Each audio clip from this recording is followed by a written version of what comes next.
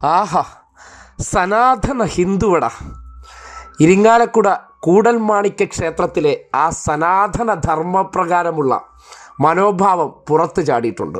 ക്ഷേത്രത്തിലെ കഴകൻ ജോലിക്ക് ദേവസ്വം ബോർഡ് റിക്രൂട്ട്മെൻറ്റിലൂടെ ജോലി കിട്ടിയ ഈഴവ ജാതിക്കാരനായിട്ടുള്ള ബാലുവിന് സനാതന ബ്രാഹ്മണൻ്റെ അയിത്ത മനോഭാവം മൂലം ജോലിക്ക് പ്രവേശിക്കാൻ കഴിയുന്നില്ല. ജാതിയിൽ പിന്നോക്കക്കാരനായിട്ടുള്ള ഈഴവൻ തൊട്ടാൽ അല്ലെങ്കിൽ കഴക ജോലി ചെയ്തു കഴിഞ്ഞാൽ അത് ദേവന്മാർക്ക് പ്രശ്നമാണത്രേ, ദേവന്മാർക്ക് അനിഷ്ടമുണ്ടാകുമത്രേ. അപ്പോൾ ഈ പിന്നോക്കക്കാരൻ്റെ പണം കൊണ്ടുപോയി നക്കുന്ന തന്ത്രിക്ക് ആ പണം ദേവപ്രശ്നം ഉണ്ടാക്കുന്നില്ലേ എന്ന ചോദ്യമൊന്നും ആരും ചോദിച്ചു കളയരുത്. കാര്യം സനാതന ഹിന്ദുവാണ്, സനാതന ധർമ്മമാണ്. പരിഷ്കൃത കാലഘട്ടത്തിൽ കേരളത്തിൽ നടന്ന സംഭവമാണ്. വിശ്വാസ കച്ചവടത്തിൻ്റെ അപ്പോസ്തലന്മാരായിട്ട് കുറേ തന്ത്രിമാർ ഈ നാട്ടിലുണ്ട്.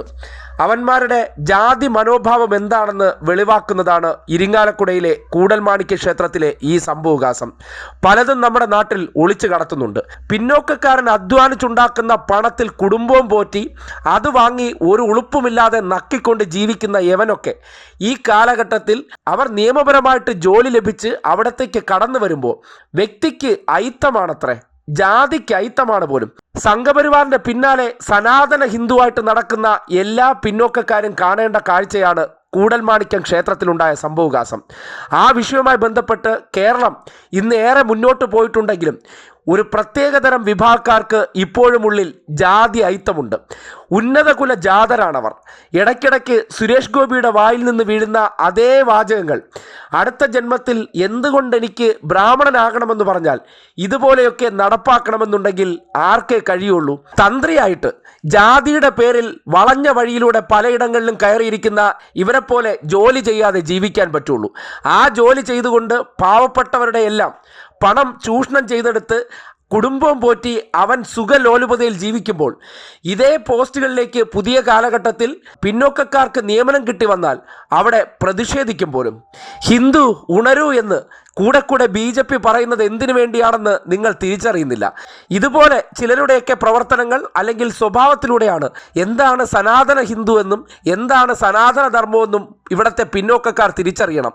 ജാതിപരമായിട്ട് അകറ്റി നിർത്തുക, ചാതുർവർണ്ണ്യം നടപ്പാക്കുക എന്നതൊക്കെയാണ് ഇവരുടെ ഈ സനാതന ഹിന്ദുവിനകത്തുള്ള ആചാരങ്ങളെന്ന് മനസ്സിലാക്കാൻ ഇനിയെങ്കിലും ഇവിടെ ഉള്ളവർക്ക് കഴിഞ്ഞില്ലെങ്കിൽ വരും കാലങ്ങളിൽ ഇതിനെ കൂടുതൽ തീവ്രമാക്കുകയാണ് കേന്ദ്രത്തിൽ അധികാരത്തിലേറിയിരിക്കുന്ന സനാതന ഹിന്ദുക്കളെന്നൊന്ന് തിരിച്ചറിഞ്ഞോളൂ.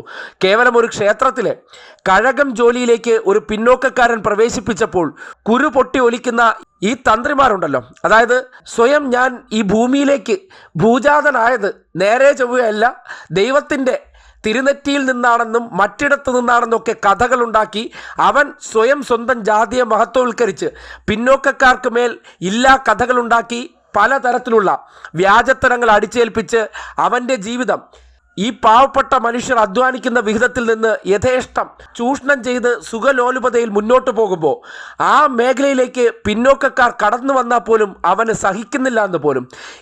ഇന്നലെ വരെയും അവൻ്റെ വീട്ടിലെ അടുപ്പ് പുകയുന്നത് ഈ പിന്നോക്കക്കാരൻ അധ്വാനിക്കുന്ന പണം കൊണ്ടാണെന്നുള്ള യാഥാർത്ഥ്യം പോലും മറന്നിട്ട് ഈ രീതിയിലുള്ള പ്രതികരണം നടത്തുകയും ഇന്നത്തെ കാലഘട്ടത്തിൽ ദേവസ്വം റിക്രൂട്ട്മെൻറ്റ് ബോർഡിലൂടെ എല്ലാത്തരം ജാതിക്കാർക്കും ദേവസ്വം ജോലികൾ കിട്ടാനുള്ള സാഹചര്യം ഈ സർക്കാർ ഉണ്ടാക്കുമ്പോൾ എന്തുകൊണ്ടാണ് കേരളത്തിൽ ചിലർക്ക് വല്ലാതെ കുരുപൊട്ടുന്നു എന്ന് പറഞ്ഞാൽ ഇതൊക്കെ കൊണ്ടാണ്. കഴിഞ്ഞ കുറേ കാലമായി ഈ നാട്ടിൽ ഒളിച്ചു നടത്തിയിരുന്ന ഒരു കച്ചവടം, ഞങ്ങളുടെ കുത്തകയായിരുന്ന ആ കച്ചവടം, മുന്നോക്കക്കാരെ മാത്രം തിരികെ കയറ്റി അവരുടെ കുടുംബങ്ങളെ സർക്കാർ ചെലവിൽ തീറ്റിപ്പോറ്റിയിരുന്ന അതേ ആചാരം, അതിനെ ഈ സർക്കാർ അങ്ങ് പൊളിക്കുമ്പോൾ വല്ലാതെ കുരുപൊട്ടും. നേരത്തെ ദേവസ്വം ക്ഷേത്രങ്ങളിൽ ശാന്തിമാരായിട്ട് പിന്നോക്കക്കാരെ നിയമിച്ചപ്പോൾ അവിടെയും കാണിച്ചു ഈ കുരുപൊട്ടൽ. ഇപ്പോൾ ക്ഷേത്രവുമായി ബന്ധപ്പെട്ട അനുബന്ധ ജോലികൾക്ക് പിന്നോക്കക്കാർക്ക് കൂടി അവിടെ അവസരം കിട്ടുമ്പോൾ തന്ത്രി എന്ന് സ്വയം പ്രഖ്യാപിച്ചുകൊണ്ട് ആ പദവിയിലേക്ക് കുടുംബവാഴ്ച നടപ്പിലാക്കി തലമുറകളായി ഈ സമൂഹത്തെ ചൂഷണം ചെയ്ത് ജീവിച്ചു വരുന്ന ഈ വിഭാഗക്കാരെ ഇനിയെങ്കിലും നിയന്ത്രിക്കാൻ ഇവിടുത്തെ സംവിധാനങ്ങൾ തയ്യാറാകണം. തന്ത്രിമാരാകാനും എല്ലാത്തരം ജാതി വിഭാഗത്തിൽപ്പെട്ടവർക്കും അവസരമുണ്ടാകേണ്ടതുണ്ട്. അല്ലാതെ ഒരു ജാതിയിൽ ജനിച്ചതുകൊണ്ട് ഇവിടെ പ്രത്യേക പ്രിവിലേജ് ഉണ്ട് എന്ന് പറയുന്ന പരിപാടി അറ്റ്ലീസ്റ്റ് ഇടതുപക്ഷം ഭരിക്കുന്ന കേരളത്തിൽ നിന്നെങ്കിലും തൂത്തെറിയേണ്ട സന്ദർഭം തന്നെയാണ്. അതിന് ഈ നാട് ഒന്നിച്ചു നിൽക്കേണ്ട കാലഘട്ടം കൂടിയാണ്. ഈ പാവപ്പെട്ടവൻ്റെ പണത്തിൽ വിശ്വാസ കച്ചവടം നടത്തി ജീവിക്കാനുള്ള അവകാശം നമുക്കാണ്.